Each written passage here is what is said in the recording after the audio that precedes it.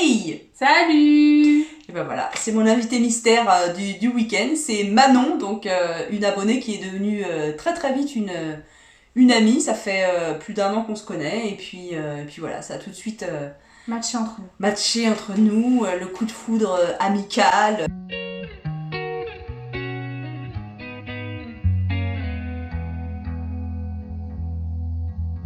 On a décidé de faire une vidéo pour déjà pour faire la connaissance de Manon, parce qu'elle a un parcours, je trouve, hyper intéressant.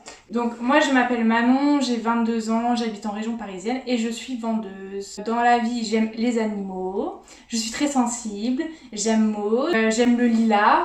Voilà, on aime le lilas toutes les deux. I love Lila. Yeah, me too. J'ai un parcours un peu compliqué avec l'alimentation et aujourd'hui je voulais en parler avec Maud. En fait c'est un peu dur de se présenter avec un parcours comme le mien quand en fait toute ta vie était liée à l'alimentation. C'est dur de savoir qui tu es et de pouvoir te présenter autrement que à travers tes problèmes d'alimentation. Pour essayer de peut-être tirer un trait sur ce chapitre-là de ma vie. C'est une continuité en fait, peut-être pas tirer un trait, mais apprendre de ces troubles de compulsion alimentaire dont tu as souffert et dont tu souffres encore. Comment était ton rapport à la nourriture étant petite ? Alors moi, quand j'étais petite, j'ai toujours eu un bon appétit. Contrairement, en fait, j'ai une sœur jumelle, donc déjà pour remettre les choses dans leur contexte.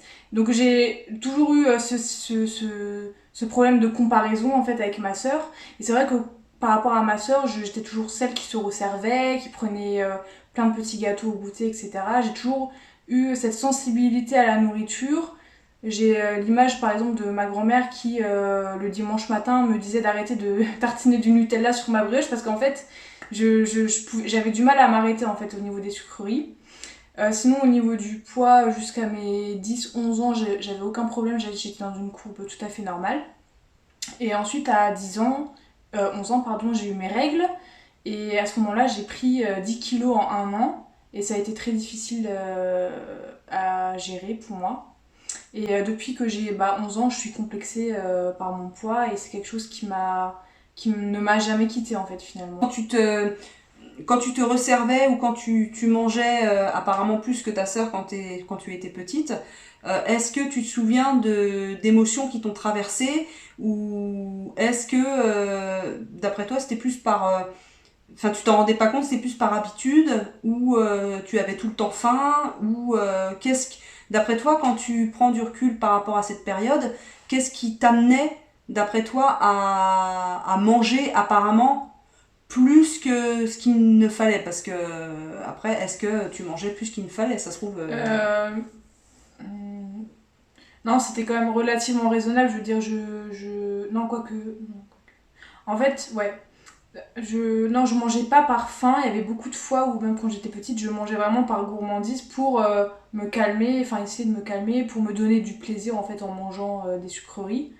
Et je pense que c'était lié aussi à ouais, avec cette sensibilité-là. Et je sais pas, je gardais beaucoup de choses pour moi dans mon cœur de petite fille. Et au final, j'essayais de masquer mes émotions avec la nourriture en fait. Ouais, la nourriture te rassurait. Ouais, mais c'était pas non plus à outrance, hein. C'était, voilà, pas mal de sucreries quand même dans la journée, mais pas non plus des crises de boulimie quoi, à 6 ans, non.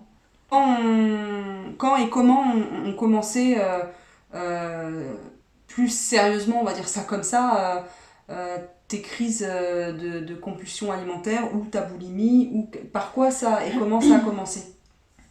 En fait, c'est un peu compliqué parce que déjà, avant de tomber dans la vraie boulimie, j'étais anorexique. Mais avant de tomber dans l'anorexie, c'est vrai qu'au collège, vers mes 12-13 ans, quelque chose comme ça, je me réfugiais vraiment beaucoup dans la nourriture. J'étais en léger surpoids, hein, rien d'extraordinaire, mais je mangeais énormément mes émotions tous les jours sans que ce soit non plus des crises de boulimie. C'était vraiment de l'hyperphagie quotidienne en fait. Et à la suite de ça, je me suis toujours sentie différente des autres filles de mon collège. Parce que déjà j'étais formée, je ressemblais à une femme quand j'avais 11 ans, voilà. Et à 13 ans, 13-14 ans, j'ai décidé de faire attention parce que c'était à la mode sur YouTube du rééquilibrage alimentaire. Et du coup, j'ai voulu faire un petit peu comme tout le monde et j'ai commencé à diminuer mes proportions, à enlever certains aliments et j'ai perdu du poids, beaucoup de poids. J'ai perdu jusqu'à 30 kilos en fait en 4 mois. Et je me suis retrouvée en fait à ne plus rien manger en fait. Au bout de 4 mois, je mangeais plus rien. Et donc du coup, en septembre, donc c'était la rentrée du lycée, j'étais en seconde et je me suis fait hospitaliser. J'étais à 38 kilos pour 1m66 et je me suis fait hospitaliser pendant 5 mois. À la suite de ça, je vais passer un peu toute l'hospitalisation parce que ça va être trop long à expliquer.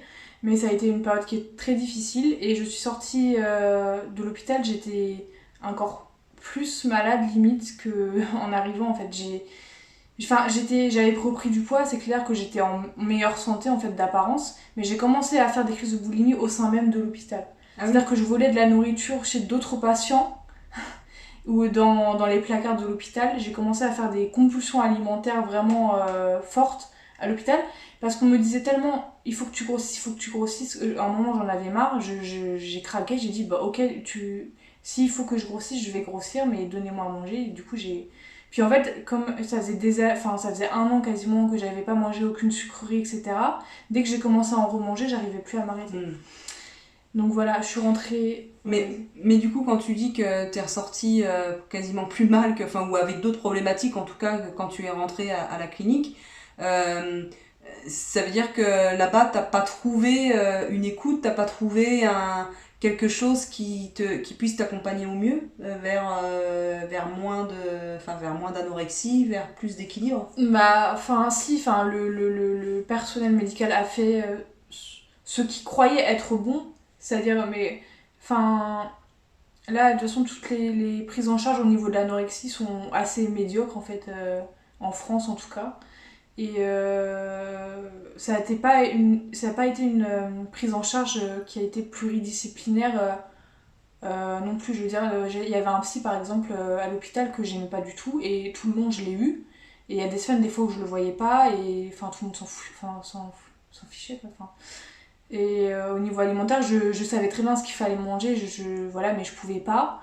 Et non, en fait, je suis rentrée chez moi, en fait, j'avais pris du poids et je pensais que à faire des crises de boulimie. En fait, j'ai commencé mes crises de boulimie et je me suis plus arrêtée depuis ce moment-là, en fait. Alors, tu peux expliquer ce que c'est une crise de boulimie ? Ouais. Comment ça se manifestait chez toi ? Alors, moi, en fait, c'est cette idée, en fait, c'est une idée qui rentre dans la tête où il faut absolument que je mange. C'est une question de vie ou de mort, en fait. On est dans un état de... On est en transe, en fait. Et il faut absolument se remplir avec tout et n'importe quoi. Et... mais tout et n'importe quoi, oui et non, parce qu'il fallait quand même des aliments qui te donnent un minimum de plaisir, c'est-à-dire des choses très grasses, très sucrées. Donc soit je prenais dans les placards, soit je courais au supermarché le plus proche. Je m'achetais 20 € de courses des fois tous les jours. J'ai dépensé tellement d'argent dedans, vous savez pas comment, c'est horrible. Mais où j'achetais des pommes dauphines, du chocolat, du fromage, des brioches, du Nutella, des aliments ultra transformés. Je les ramenais à la maison et je mangeais pour environ, parce que je comptais mes calories, hein, je mangeais environ entre 6000 et 10 000 calories en 1 heure. En fait, du coup, sur le moment, ça me calmait, c'était jouissif, mais dès que ça s'arrêtait, il y avait une crise d'angoisse et une culpabilité qui revenait et c'était horrible en fait. Mais en même temps, j'étais complètement dépendante en fait C'est vraiment un cercle vicieux en fait. Tu vas pas bien, donc après t'as envie de faire des crises. Oui, parce que ce qui amenait à la crise, c'est un état émotionnel ou un état psychologique vacillant, quoi. Ouais. Tu te sentais en insécurité, tu te posais beaucoup de questions. Je trouvais pas de sens dans ma vie, j'avais quasiment arrêté l'école, j'arrivais plus à aller à l'école. Je cherchais absolument à trouver un sens à ma vie mais j'étais perdue en fait, j'avais pas de projet, j'avais 15 ans, je sortais de l'hôpital, j'avais perdu des amis, j'allais redoubler en plus à cause de mon hospitalisation, c'était horrible, c'était horrible. Donc une autre question pour Manon, quelle aide ou quel accompagnement as-tu trouvé pour, pour faire évoluer tes TCA de façon positive et arriver à vivre avec eux en fait.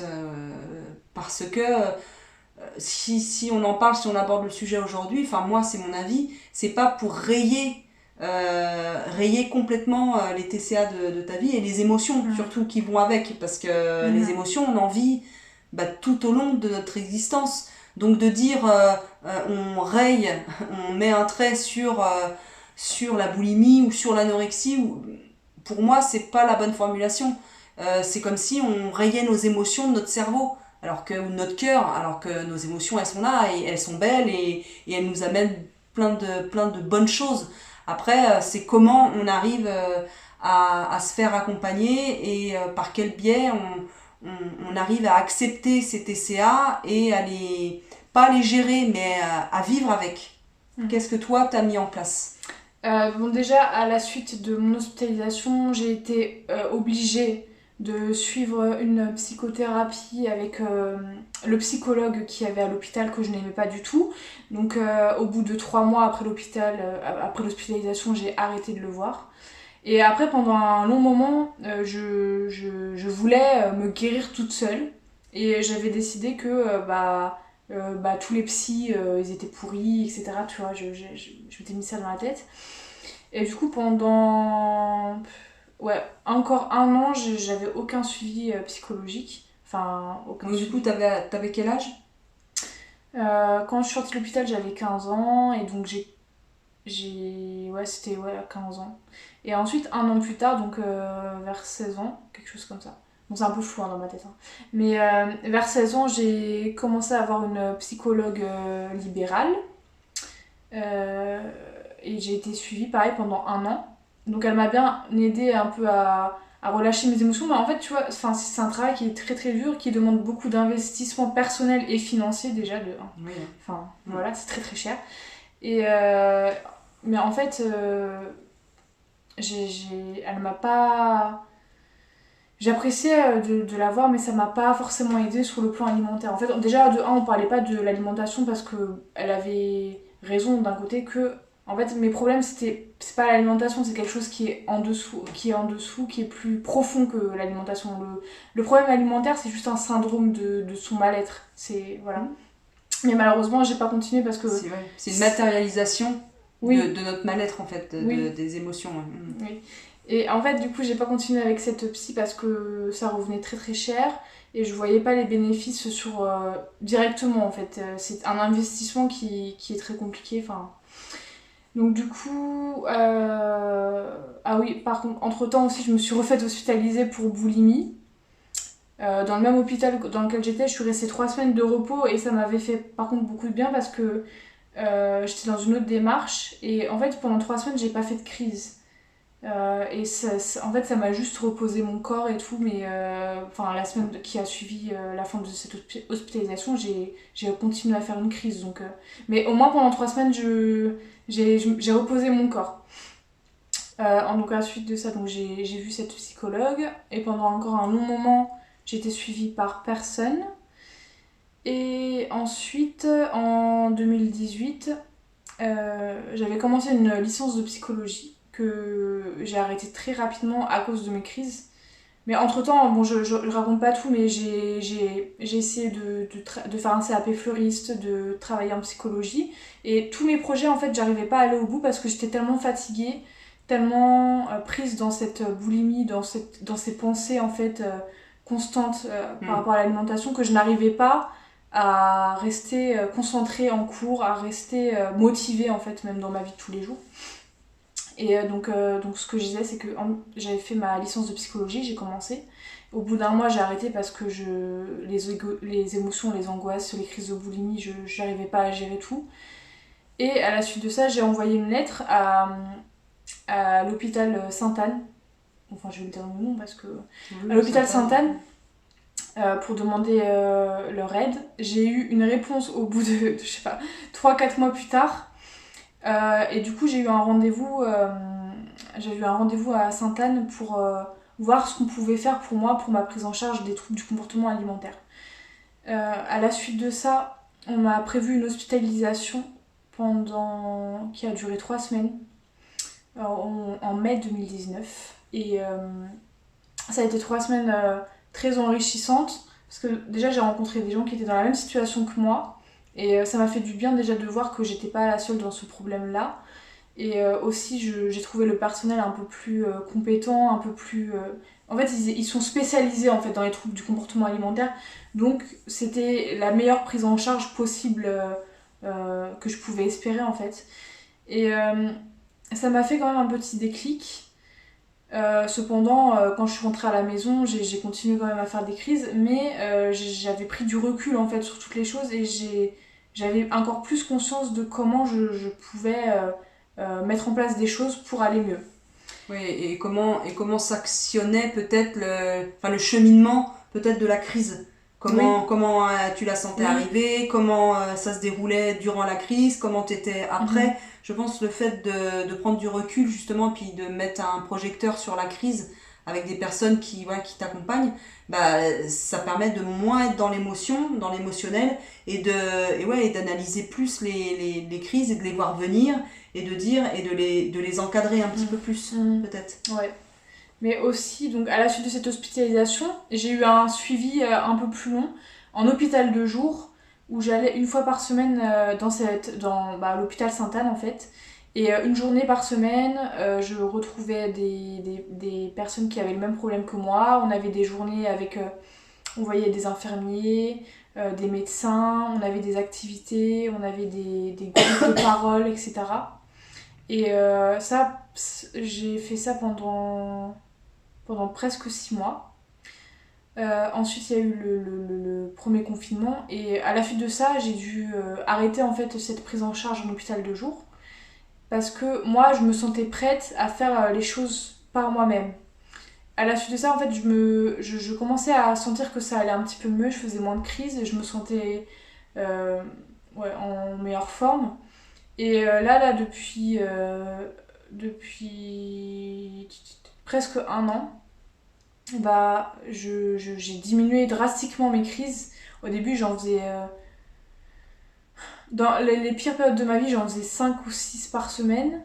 Et l'année dernière, pendant le confinement, par contre, j'ai continué à en faire beaucoup. Parce que j'étais angoissée, etc. Mais là, depuis la fin du premier confinement, je faisais 1 ou 2 crises par mois, en fait. Et là, ça va faire 4 mois que j'ai pas fait une seule crise. Euh, mais ça s'est fait de manière très naturelle en fait. Je pense que il faut pas chercher trop à. Faut pas trop se mettre de pression en fait. Il y a des choses des fois qui se décoincent naturellement. Il faut savoir aussi bien s'entourer de personnes bienveillantes ou même c'est mieux de rester seul en fait que mal accompagné, ça c'est vrai. Il faut laisser le temps au temps, il faut faire confiance à son corps et tester des choses en fait. J'ai toujours eu cette obsession du poids et là en fait en acceptant le poids que j'avais pris, en acceptant mon surpoids, parce qu'à l'époque j'étais en surpoids ces derniers temps là, j'étais en surpoids, en acceptant ce corps, en me laissant tranquille, j'ai naturellement perdu du poids sans jamais me restreindre, sans jamais être au régime ni rien. Mais après, faut pas se leurrer, j'ai toujours des fois des problèmes. J'ai envie toujours de compter mes calories, j'ai toujours ce petit truc dans la tête et tout. De contrôle. Mais ça va beaucoup mieux depuis un an. Euh, il y a quelque chose qui s'est fait naturellement. Est-ce que, justement, vu que ça va mieux depuis un an, est-ce que tu as remarqué, par exemple, au niveau des émotions, que tu arrives plus à les dire, à communiquer dessus, et même avec toi-même, c'est-à-dire à un moment donné à t'arrêter, à faire pause et à dire qu'est-ce qui passe dans mon cœur, qu'est-ce qui se passe dans ma tête, comment je me sens là, est-ce que ça passe par là Oui. ou ça se fait comme ça sans que tu t'en aperçoives. Je suis plus à l'écoute de moi-même. Par exemple, quand je me sens pas bien, j'arrive maintenant à pleurer en fait. Mm. Et c'est un truc que je faisais pas avant. En fait, je gardais tout à l'intérieur de moi. Et maintenant, même le fait de pleurer un tout petit peu, bah, c'est bête, mais enfin, ça aide vraiment en fait. quand je pleure, le lendemain, je me sens un peu libérée de quelque chose. Même si, c'est bête, hein, mais... Non, c'est pas bête, c'est accepter que on est des êtres d'émotion, quoi, et que des fois il y a un trop-plein. On pleure des fois de joie, de peine, de tristesse ou de colère aussi, et la société est faite de telle manière que on ravale beaucoup quand même. Cette société, elle est plutôt agressive. Faut être le premier à l'école, faut être le premier en sport, faut être le premier sur les réseaux sociaux, faut avoir le plus d'abonnés, il faut en classe, il faut être parmi les populaires, et puis il faut avoir, on en parlait tout à l'heure, des belles dents blanches, il faut avoir un cul comme ça, il faut avoir des ins comme ça, il faut... Enfin, il y a plein d'injonctions comme ça qui sont pas forcément dites clairement aux jeunes ou aux enfants, mais qui rentrent dans la tête, et tout doucement on va vers ça, quoi. Sans trop y réfléchir, et du coup c'est ça qui... au niveau du contrôle du poids notamment, au niveau de... Il y a vraiment des choses qui se mélangent entre justement cette société qui souvent qui veut pas que les gens expriment leurs émotions, qu'ils y fassent face, et c'est pas français. Enfin, qui se confrontent à leur émotion, parce que ça fait peur, hein, mine de rien, de se confronter à elles, et de dire ouais, là je suis en colère, ou je suis triste, et surtout face à l'autre. Et l'autre, bien souvent, c'est nous-mêmes. Donc c'est compliqué, je trouve, de nos jours, mais je pense que ça l'a toujours été, en fait. C'est compliqué d'être honnête avec soi-même, et de se regarder vraiment au fond du plus profond, parce qu'on ne nous l'a pas inculqué étant enfant. On nous a inculqué à foncer, à être le premier, et surtout pas s'écouter. Il faut être les champions, et il faut être fort, et pour avoir le pouvoir. Voilà. Donc, et tout le reste, ça passe à l'as, quoi. Et c'est dommage, parce que... Oui, moi j'ai un conseil, c'est vraiment soyez votre priorité. C'est-à-dire, quitte à paraître un peu égoïste au début, prenez du temps pour vous. Et par exemple, moi, à cause de ces crises de boulimie, je n'arrivais pas à trouver du travail, je n'arrivais pas à avoir la force d'aller travailler. Et je pense que ce temps que j'ai gardé, même ok, j'allais mal, comment dire, je faisais pas grand chose en fait. Mais j'étais tellement mal que si je me mettais à travailler, je pouvais pas travailler en fait dans ces conditions-là, c'était pas possible.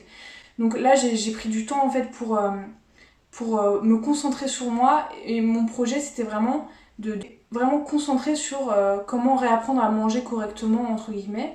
Et là, j'ai eu la force en fait de moi-même chercher du travail. Aujourd'hui, j'ai cherché du travail, et en fait, c'est un cercle vertueux maintenant. C'est-à-dire que je travaille, je n'ai plus le temps de penser à la nourriture, et maintenant tout va bien. Mais n'ayez pas honte de prendre du temps pour vous, de ne pas correspondre en fait à ce que les gens attendent de vous dans la société, c'est-à-dire travailler, être une bonne mère, être une bonne... tout ça. Pensez à vous en fait en priorité, et les choses iront naturellement mieux en fait. Ça prend énormément de temps. Moi ça fait 7-8 ans que j'étais dans la boulimie. Et là, j'ai l'impression qu'il y a un gros travail qui est en train de partir. Même si je sais que ce sera toujours mon échappatoire. La nourriture, ce sera toujours mon échappatoire. Et ça, j'en ai bien conscience. Je suis toujours très fragile, et il faut pas se leurrer. En fait, ça va être comme ça, et puis c'est tout. Mais je sais maintenant comment prendre soin de moi. Je sais maintenant les choses qu'il faut faire en fait pour essayer d'aller mieux en fait. Oui, et puis j'irais même au-delà, tu me coupes si je me trompe, mais en fait, c'est pas la nourriture qui est le problème. Où est le problème? C'est la gestion des émotions, et comment on les enfonce bien dans la poche, et on met un mouchoir dessus pour pas y faire face. C'est ça qui amène à des entre guillemets, j'aime pas ce mot-là, mais à des déviances vers justement la boulimie, l'anorexie. Enfin, je fais un gros raccourci, hein, je suis pas du tout psy. Donc, mais c'est ce que j'ai observé aussi avec moi quand j'ai eu des périodes comme ça de TCA, de me remplir le plus vite possible pour faire taire. Moi, j'étais très très en colère, moi.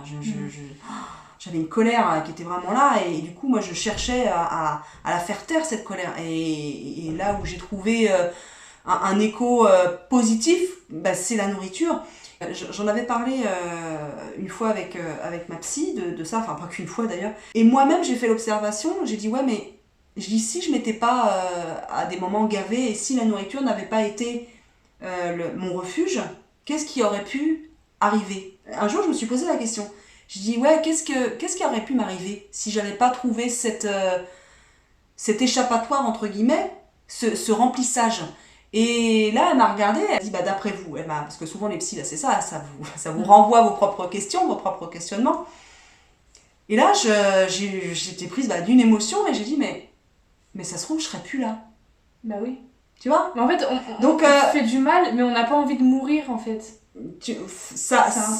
Mine de rien, quand tu prends du recul et quand tu analyses ça par le biais de psy ou par ton propre biais, parce qu'il y a des gens qui, voilà, comme Manon, qui sont forts hein, et qui analysent ça tout seul, eh bien, tu t'aperçois que oui, il y a les, tu te gaves ou tu te prives de nourriture, mais en même temps, bah, peut-être que c'est moins grave que de se foutre en l'air sous un train ou je ne sais quoi, mais en tout cas, ça peut être une ou un échappatoire. Un échappatoire. Ça peut être un échappatoire, quoi. Ça peut, pas peut-être, vous sauver la vie. Non, mais c'est une question ouverte, quoi. C'est pas moi qui dis ça vous sauve la vie, non. C'est moi dans mon raisonnement, dans mon fonctionnement, comment et ça, il y avait quelqu'un qui me l'avait déjà dit, une naturopathe qui m'avait dit, ouais, mais peut-être que la nourriture, certes, on dit que c'est un bouclier, bah ouais, mais ça vous protège peut-être de quelque chose de plus grave, que vous auriez pu vous faire peut-être plus de mal. Et ça, c'est vrai que ça m'a aidé. Cette phrase m'a beaucoup aidé. Et pour ça, d'ailleurs, si vous voulez faire un travail comme ça sur vos émotions, commencer tout seul ou toute seule, il y a une association qui est très très bien, qui s'appelle GROW. Je vous conseille leurs conférences, elles sont extraordinaires, mais vraiment, et elles sont riches d'enseignements. Mais donc c'est une association donc qui est chapeautée par des médecins, par des nutritionnistes, par des endocrinologues, etc., etc. Donc c'est comme GROW, hein, GROS. Donc c'est groupe de réflexion sur le surpoids, sur l'obésité et le surpoids. Elles sont je sais pas si t'as déjà été voir leurs conférences, c'est vraiment très très bien fait et avec bienveillance, et c'est une autre approche que des accompagnements traditionnels, on va dire, que l'on propose en France, et c'est vraiment une ouverture d'esprit, et ça amène enfin moi ça m'a permis de la bienveillance et de me regarder avec plus de douceur et d'accepter la personne que j'étais et comment je fonctionnais. Et je trouve que tant qu'on n'accepte pas comment on fonctionne, et parce qu'on est tel qu'on est, quoi. Enfin, je veux dire, à un moment donné, tu peux essayer de mettre un rond dans un carré, ça fonctionne pas. Donc, et ça m'a permis de faire une pause, et ces conférences sont vraiment extraordinaires. Vous tapez sur YouTube GROW ou groupe de réflexion, je vous mettrai tout en barre d'infos.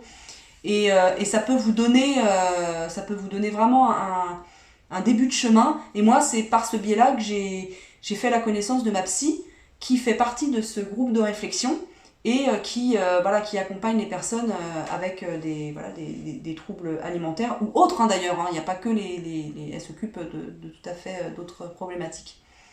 Est-ce que tu as d'autres choses à rajouter que tu voudrais dire à la caméra?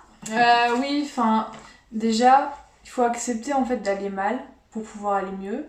Il faut accepter ses émotions, il faut accepter des fois d'être...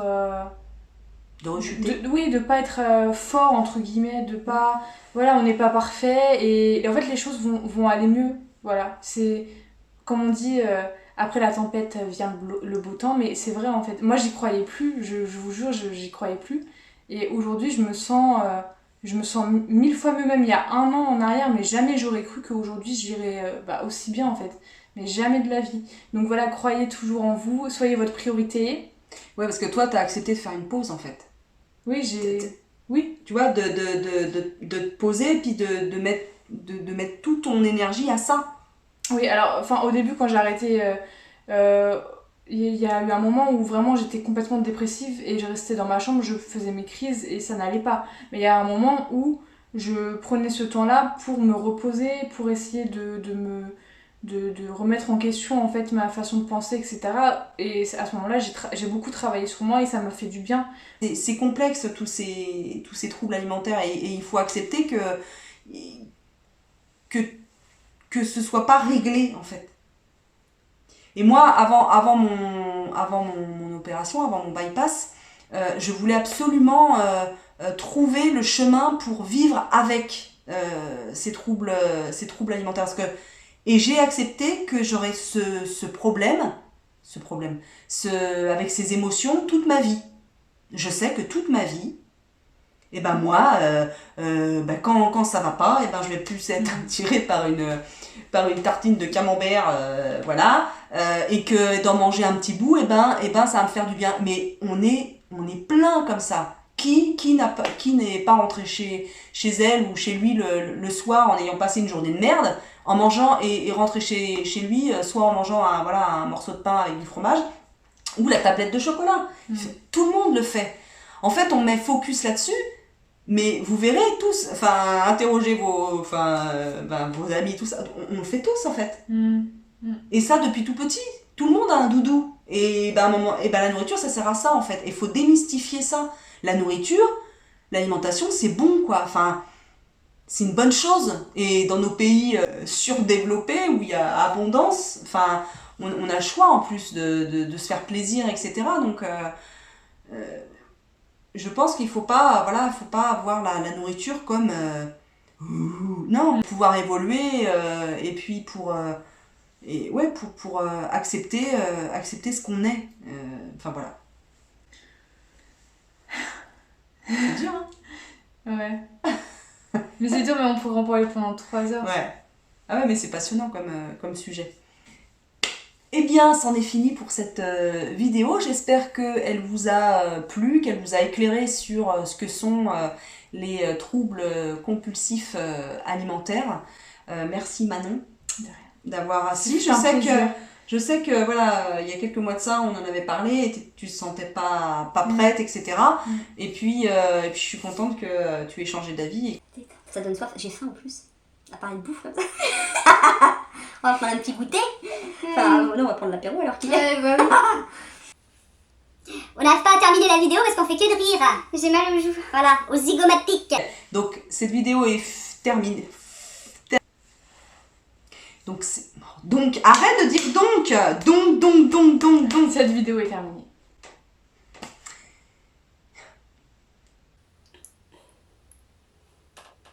On va prier. Je sais pas qui on va prier, mais le Saint Camembert. Cette vidéo est à présent terminée. Je te remercie Manon d'avoir accepté d'être face à la caméra et de te confier sur ces épisodes de vie complexes mais riches d'expériences, et d'avoir partagé avec nous. C'est vraiment très généreux de ta part, je te remercie. J'espère que ça va aider au moins une personne. Voilà. Plus d'une, je pense. Plus d'une. Et si vous avez apprécié cette vidéo, n'hésitez pas à nous mettre un petit commentaire et puis un pouce. Bon, je te fais des gros bisous Manon. Et puis on a parlé de nourriture, alors vous savez ce qu'on va faire, on va aller prendre l'apéritif. Voilà, allez, ciao.